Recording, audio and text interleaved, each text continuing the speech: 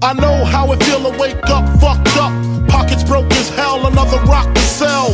People look at you like you's the user, selling drugs to all the losers, mad Buddha abuser.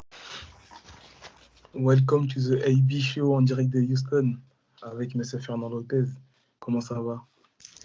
Bah écoute, AB, ça va, hein? Ça se passe bien.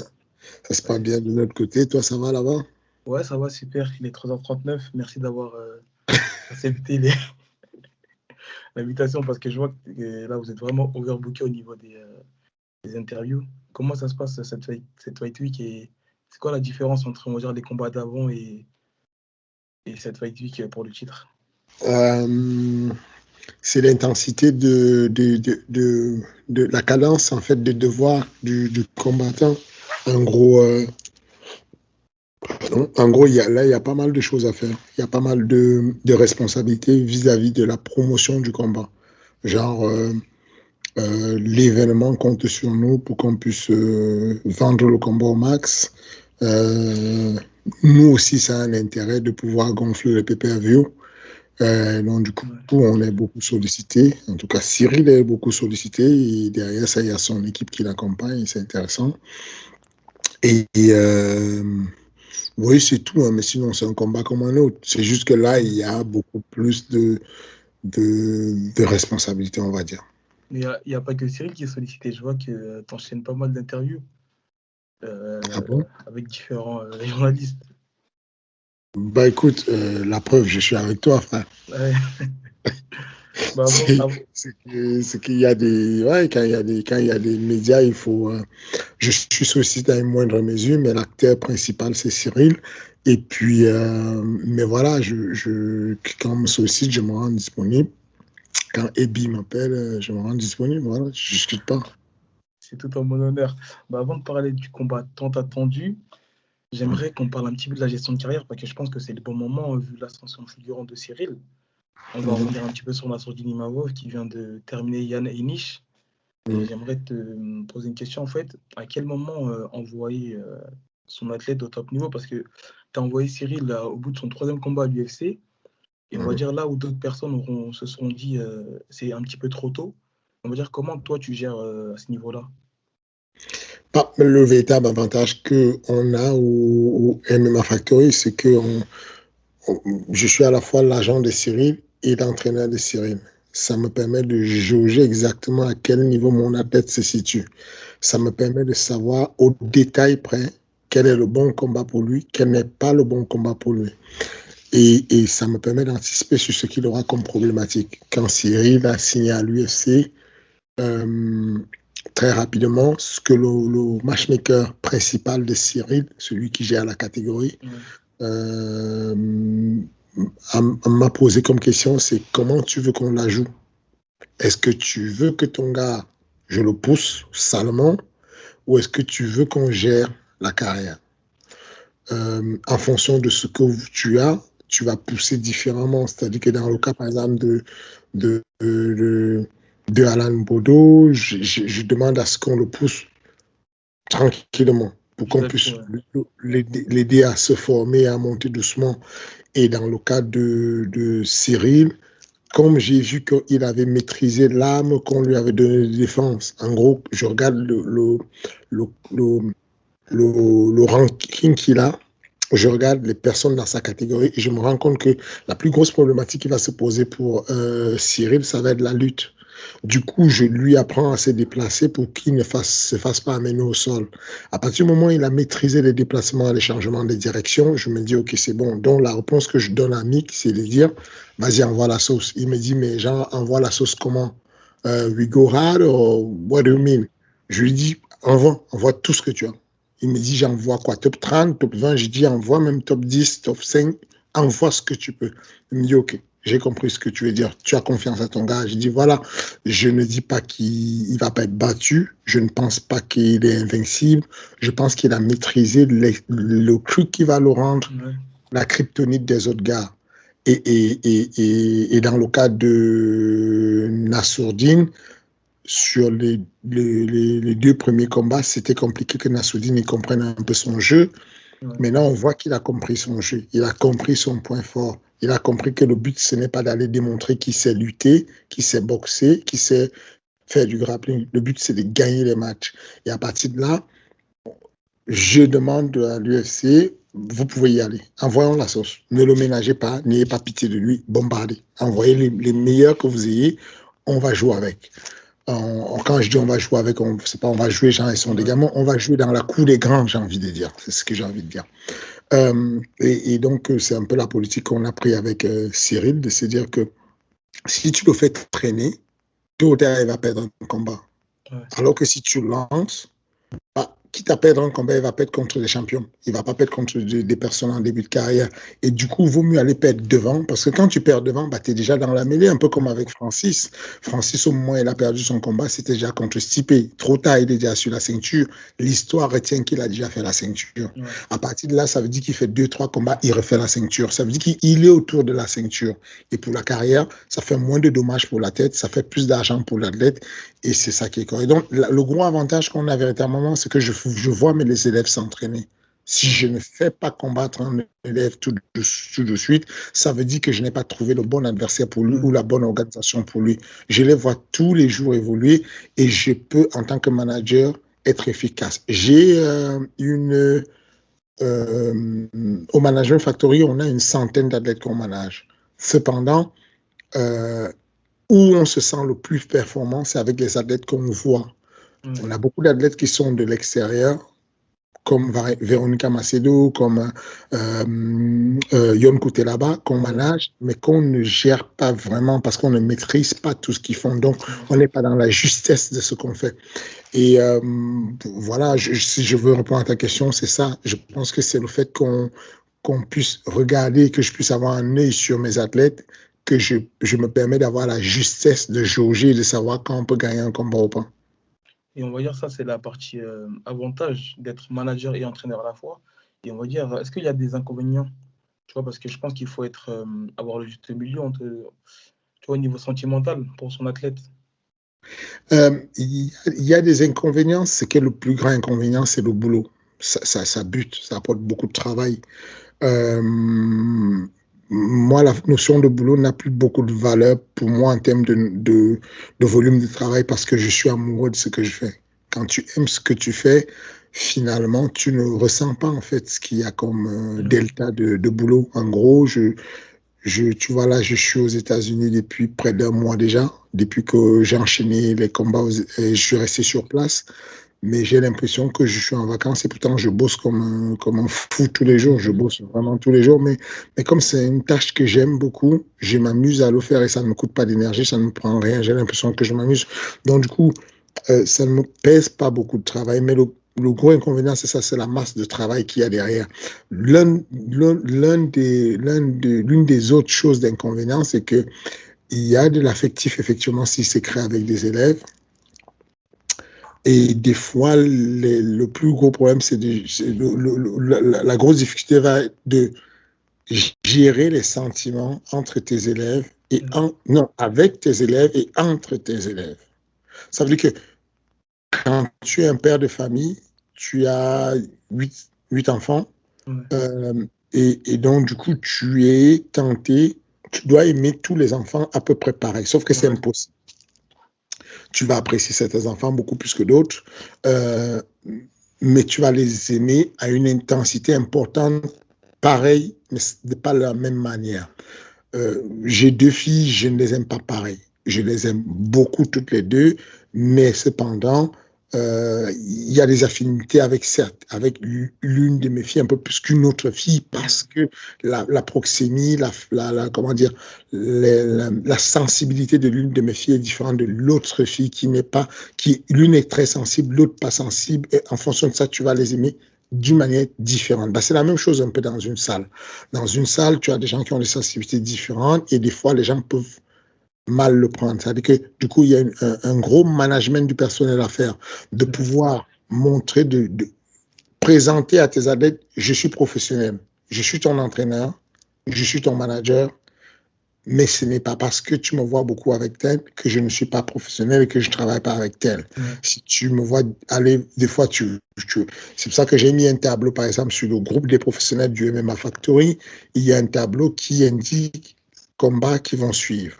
Si jamais l'un de mes athlètes me voit faire des pas d'ours et des pas hauts avec un de mes élèves, un d'autres gars de la salle, il va te dire, mais pourquoi il lui fait des pas hauts à lui et à moi, il ne me fait jamais les pas. Ça va, l'idée, ce que je veux, c'est que mon élève va regarder le tableau, il y a des combats, et se dise, ah, c'est parce qu'il a un combat bientôt qu'il lui fait. Alors. Voilà, il faut qu'il y ait de la justesse dans la manière de gérer les choses. Il faut qu'il y ait de l'honnêteté intellectuelle et surtout le mot juste, en fait. Même si tu ne fais pas des missions et que tu ne réussis pas à donner une carrière très brillante pour un athlète à un moment donné, ce qui va toucher l'athlète, c'est si tu es juste. Est-ce que tu es dans la justesse? Est-ce que tu fais le meilleur qu'il faut pour lui à ce moment-là? Et ensuite, quand son tour est fini, il y a des jeunes, par exemple, qui vont te dire, bon, maman, sur les réseaux sociaux, on ne parle pas assez de moi. Et il faut avoir le temps de lui expliquer c'est quoi ton actualité actuellement. Tu fais quoi? Effectivement, là, tu n'as pas de combat. Quand ton combat va arriver, on va parler que de toi et on va oublier les autres. Quand le combat de l'autre arrive, on parle que de l'autre. Et des fois, donc c'est difficile parce qu'il y a il y a des athlètes qui combattent rarement. Tu prends le cas de Mehdi Ben Lagda, il combat tous les 3 mois ou tous les 4 mois. Si tu lui mets trop de combats, il n'aime pas. Il veut combattre tranquillement. Et à côté de ça, tu vas voir un gars comme Damien Lapillus, il veut combattre tout le temps. Toutes les semaines, il peut aller combattre s'il veut.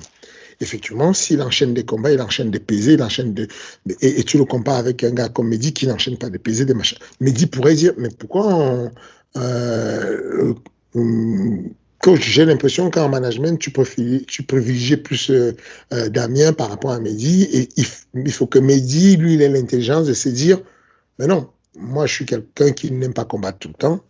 On parle de quelqu'un qui a une activité. Là, il y a Ahmed Salamov qui vient de combattre, Slim qui vient de combattre, donc on parle beaucoup d'eux. Il y a Nassou qui a combattu, on parle beaucoup de lui. Enfin, c'est un peu ça qui est un peu compliqué sur le management, les affinités. Quand tu es à la fois coach, à la fois manager, ça fait beaucoup d'affinités sur le même poste de travail. Ok, merci. En parlant de la sourdine, là, il vient de taper Yann Einish et on a vu que vous avez annoncé qu'il est passé déjà top 20.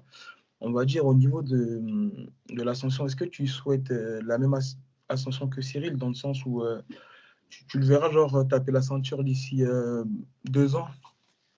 Oui, largement. Ouh là là, 2 ans c'est loin, j'en peux plus moi. Ah ouais, carrément. Là, vous avez call out appelé un top 10. Moi, j'ai le top 15 devant mes yeux.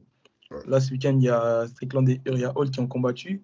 Est-ce que tu le verrais genre taper Strickland ou Uriah Hall? Et t'as une préférence?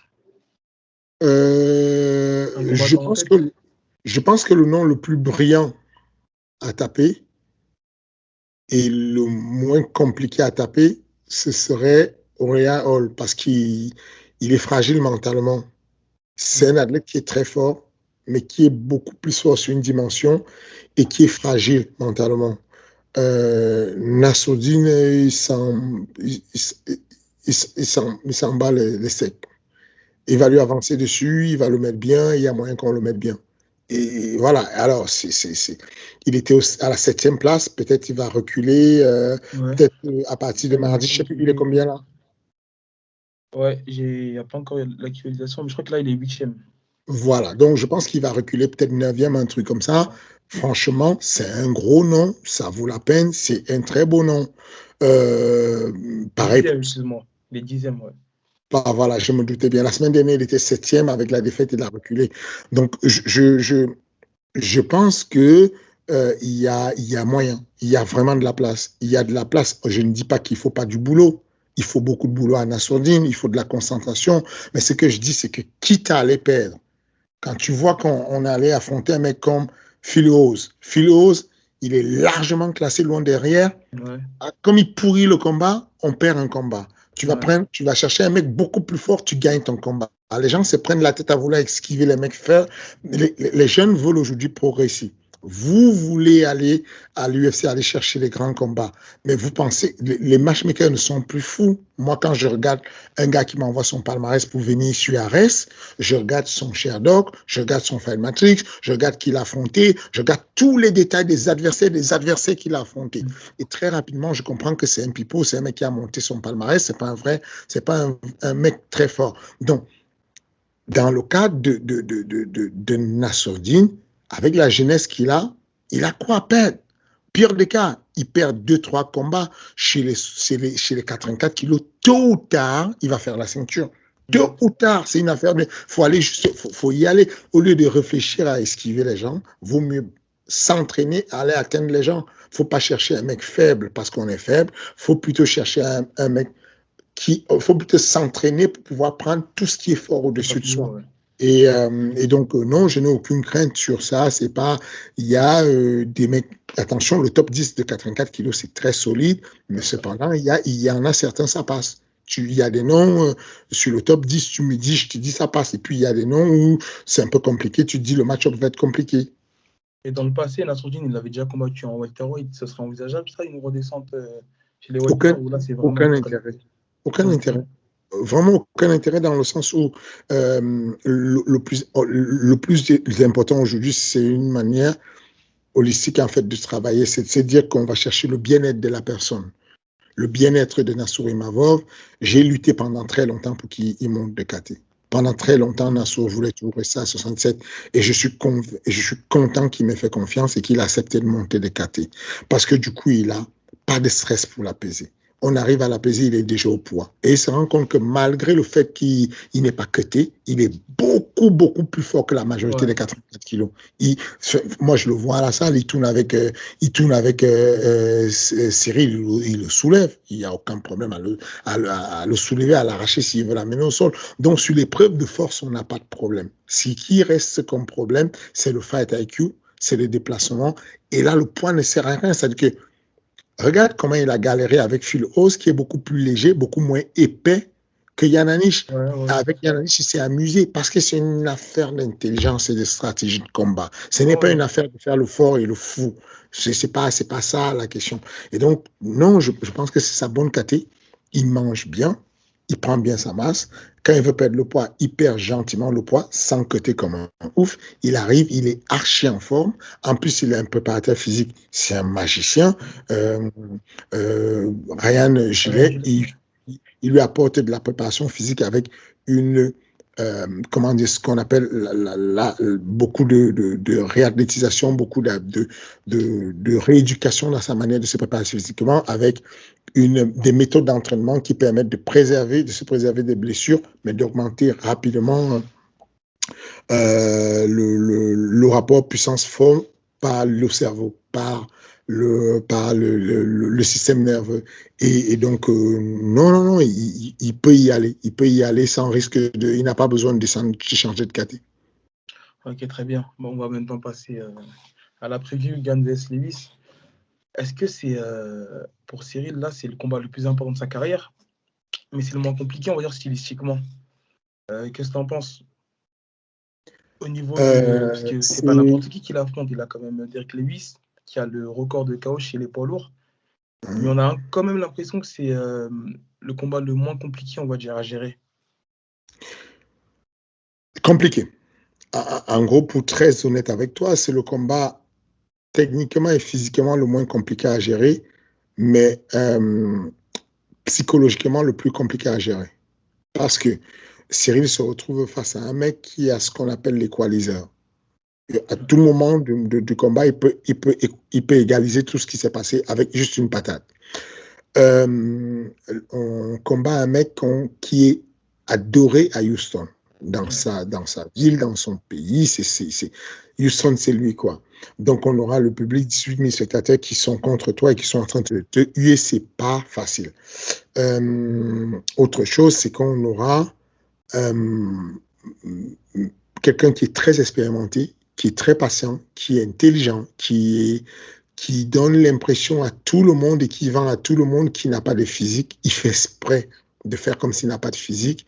Mais quand tu suis ses entraînements, c'est l'un Ouais. des mecs les plus entraînés au niveau du cardio. Tu le vois tout le temps sur le vélo, sur le rameur, en train de pousser, en train de courir, en train de faire du footing. Il est tout le temps en train de bosser son cardio. C'est l'un des plus gros frappeurs de la KT. C'est l'un des plus gros techniciens de la KT. C'est l'un des mecs qui est le plus difficile à soumettre. C'est l'un des mecs qui est le plus difficile à renverser. Donc, euh, techniquement, Cyril est au-dessus. Mm. Mais l'expérience et l'intelligence de Derrick Lewis fait qu'il vient un peu équilibrer le truc en mode, moi je vais faire semblant d'être touché, je vais faire semblant d'être fatigué, je vais faire semblant d'être traîné, comme ça me garde le cardio. Et moi je sais que sur 25 minutes, je vais trouver une faille. Si je trouve une faille, je te pose ma bouche d'égout sur la bouche, tu vas dormir. Ouais. Donc, voilà un peu ce qu'il essaie de faire. Donc, mentalement, il faut de la concentration. Il faut beaucoup.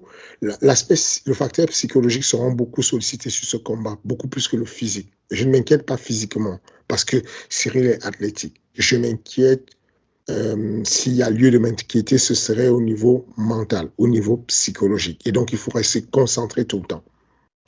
Et là, on va dire jusqu'à présent, tous les adversaires qu'il a affrontés, notamment Volkov, qui est un monstre, mais en fait, à la manière de combattre, à la manière dont Cyril combat, tu vois, on a l'impression qu'il simplifie les choses.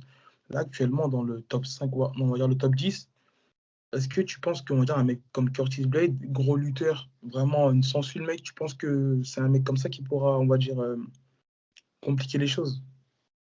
Non, je ne pense plus. Je le pensais il y a quelque temps. Ouais. Quand j'ai commencé à le préparer, Cyril, c'est dans ce sens-là qu'on le préparait contre Curtis Blade. C'était le pire cauchemar. Curtis Blade, c'est toujours, sur le papier, le pire cauchemar en termes de lutte. Ouais, chez les Mais, gens. mais le jeu au sol de Cyril, c'est beaucoup modifié. Je pense que le jour où on va affronter Curtis Blade, puisque tôt ou tard on va l'affronter, Ouais.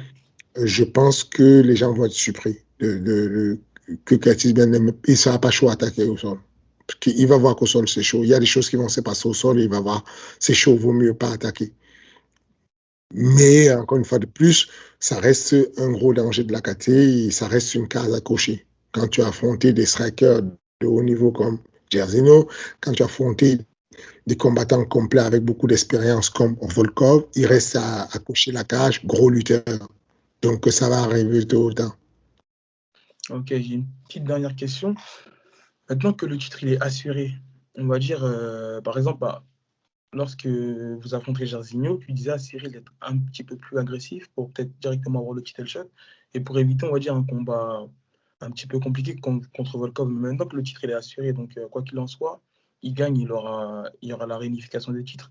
Est-ce que là, on va dire, de finir le combat, de prendre moins est-ce que le plan, ça va être de vraiment, on va dire, revenir à la gestion, genre prendre moins de risques et vraiment, on va dire, affirmer de gagner le combat, quoi. Très Et pas chercher à sincèrement, gagner, là. très sincèrement la réponse entre les deux. Il est toujours intéressant et beau de finir le combat. Cependant, on va faire ce qu'on appelle plafonner les risques. On va prendre des risques. On a trouvé des solutions pour avoir des approches où on prend légèrement de risques sans trop en prendre de risques. On va prendre un peu les risques, un peu comme tu voyais Conor McGregor quand il prenait le risque face à José Aldo, d'aller ou bien face à, comment il s'appelle, celui sur lequel il avait fait une masterclass, Allez, Alvarez. Eddie Alvarez. Se rapprocher, lui donner un peu la barbe, et l'autre, il croit qu'il va toucher, et puis il va le frôler un peu, il va le contrer, il va le descendre. Donc, l'idée, c'est de plafonner les risques et se dire, OK, ça, c'est un risque très grave. Ça, c'est un risque moins grave. On va faire ces risques qui est un peu moins grave, se rapprocher un peu, mais on n'est pas fou non plus. On a moyen de prendre la ceinture, on va pas se livrer comme des fous. On va prendre un risque plafonné, un risque calculé pour aller chercher à gagner quand même et à abréger le combat quand même. Ok, merci. J'aurais une toute petite dernière question, vraiment la dernière. Là, on a vu dans le coup de down des images qui trônaient entre des sparring entre Cyril et Francis. Lorsque Francis était encore une MMA Factory, c'était quoi leur relation? Tu vois, par exemple, aujourd'hui, on voit que Alan Baudou et Cyril sont beaucoup proches, même hors de l'entraînement. Est-ce que c'était une relation similaire avec Ngannou ou pas du tout? Non. C'était très cordialement, surtout quand ils se voyaient en dehors de la salle. Ça s'est passé 2 fois devant moi. Quand ils se croisaient, ils se prenaient dans les bras, ça se saluait, ça se checkait, ça se faisait des blagues et tout en mode « Ah ouais, l'Oricain, Nani ». Et Cyril et Francis, ils disaient à Cyril « Ah ouais, c'est toi le plus ricain et tout, regarde ta grosse voiture et tout ». À l'époque, Cyril avait un gros 4x4 machin. Bon, ça rigolait un peu comme ça. Et puis quand c'était à la salle, c'était plutôt sparring normal où on avait 2 modes de sparring. On avait Cyril qui jouait à toucher, ne pas être touché, tranquillement. Et on avait Francis qui se plaignait en mode « Ouais, mais Cyril, il veut jamais se donner à fond et tout, qu'on s'allume et tout. » Et Cyril, il disait à Francis « Mais fais pas le fou, ça sert à rien, puisque moi, j'ai mon combat bientôt au TKO, toi, tu as ton combat bientôt à l'UFC, viens, on se blesse pas. » Donc, ça a toujours été une approche un peu différente, où il y avait un peu comment dire, de respect mutuel, d'approche mutuelle, de sympathie, d'entraide sur le sparring, mais cependant avec une approche de sparring différente. C'est-à-dire qu'en gros, Cyril, il aime le sparring intelligent. En gros, je tourne avec toi, je te touche, si je te touche, tu reconnais que je t'ai touché, donc tu montes un peu la garde, tu fais un peu, tu défends, même si je tape pas fort. Mais Francis, si tu ne tapes pas fort, il ne réagit pas, il fait comme si tu ne l'as pas touché. Du coup, il continue son game. Du coup, monsieur, il continue à faire ses bails tranquille et tout. Mais en gros, c'est ça. Ce sont deux gars qui ont été très respectueux l'un avec l'autre, qui ont tourné sans jamais aller à la guerre fatale, mais avoir tourné de manière intelligente, avec un qui avait la préférence de vouloir tourner la bagarre, l'autre qui voulait tourner l'intelligence, comme s'ils savaient déjà qu'à un moment donné, ils allaient s'affronter, et donc ils étaient assez prudents pour ne pas trop se livrer dans la manière de faire. Voilà un peu ce que je peux te dire de manière très sincère dessus. Ok, merci. Bon, en tout cas, on vous souhaite le succès samedi. Et Cyril, on espère qu'il deviendra le premier champion par intérim français. Merci de m'avoir accordé ce temps. Je vais te laisser proposer maintenant. Un plaisir, et bien il n'y a pas de souci. C'est vraiment un plaisir. Et puis, franchement, c'est du bon boulot ce que tu fais. Et encore tous ceux qui nous suivent là, il a donné la force. Allez cliquer dessus, mettez des pouces, des likes et tout, partagez, donnez la force. C'est comme ça qu'on avance. Merci. À la prochaine. Salut.